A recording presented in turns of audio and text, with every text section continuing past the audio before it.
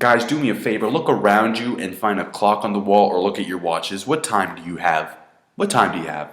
I'm just curious because I think this chapter just changed daylight savings time to Guy stomping the shit out of Madara time. Guy's first stomp, alright? His first elephant step hits Madara so hard it creates a tunnel. Alright, a fucking underground tunnel. That attack alone should be renamed Journey to the Center of the Earth. Madara starts flying and stuff, and Guy starts kicking the air to keep up with him. It's like on some Sanji, like on some CP9 Skywalk deal. And I like the fact that Lee decided to stop crying and be like, I understand, like, this is your resolve, Guy-sensei. And plus, Kishimoto, thank you, because you made him useful, and now he's opening up the sixth gate, so he can actually do some damage, eventually. Because in this one chapter, all Lee did was just throw a kunai. But if nothing else, I think he could eventually use Morning Peacock, because of the six gates.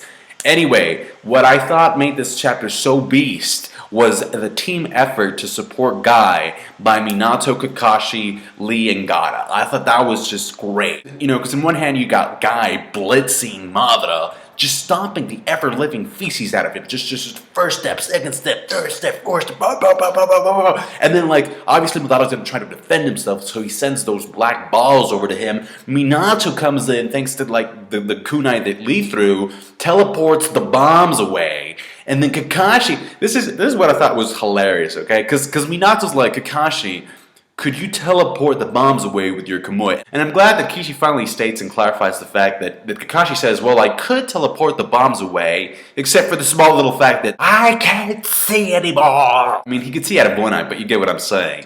But anyway, I thought it was funny.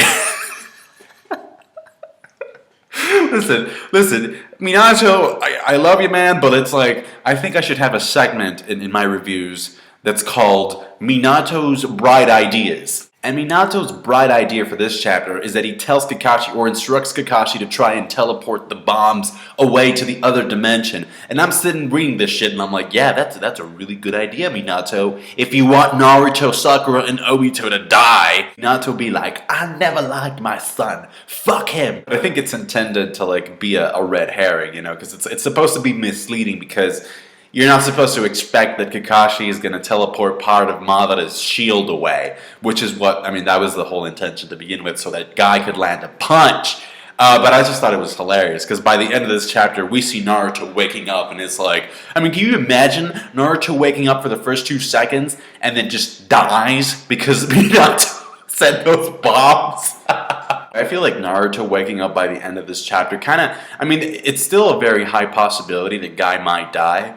But at the same, yeah, might die. That was a joke last week. Might die. That's his dad. Yeah. Anyway, yeah, I do think it's still a possibility. But I think like I'm inclined to believe that he's not gonna die because it's like, I mean, if Naruto had not waken up by this chapter, then I would have been okay. Yeah, it's over. Like, Guy's dead. But the fact that he woke up, I mean, he's gonna wake up and he's not gonna start playing blackjack with Sakura and Obito. He's gonna go ham on Madara, or at least try to, because now he's like, you know, he's got the chakra. He's ready to go. Come on, let's go, Madara.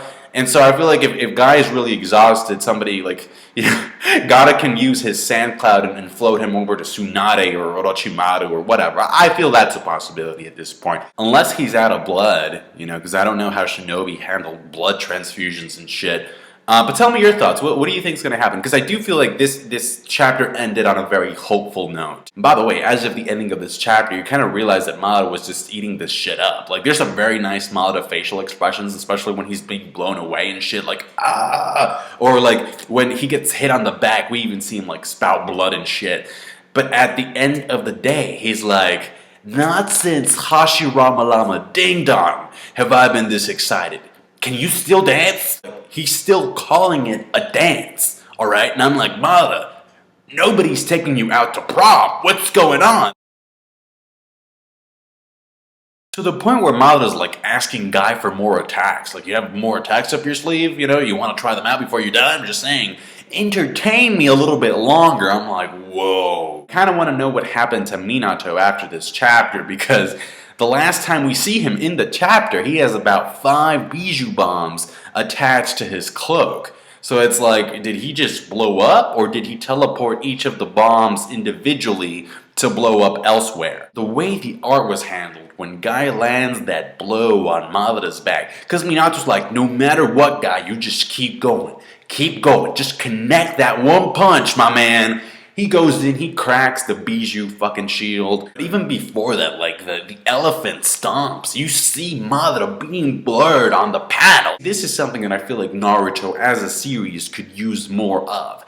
Epic moments by secondary characters. You know, it's not all about Naruto, it's not all about Sasuke, although those are like the main characters, but we can also allow for these secondary characters to shine and to show us how epic they can be, especially when they're working together, and I just love that. And I think we all kind of knew that, you know, the 8th gate wasn't going to do jack against Madara. We kind of already knew that, but it's good to see it, because even though it's an attempt, it's a failed attempt, we get to see this group of people coming together, working together to try and achieve a goal. And I think this is why Naruto Part 1 was such a great success, because you had like arcs like the Sasuke Retrieval arc, in which a group of people did their own individual thing. They worked their butts off trying to get this one guy to come back to their village, and even though they failed, it was shown, and it was epic as fuck. I don't know if you could tell by my reaction, but this is a great chapter.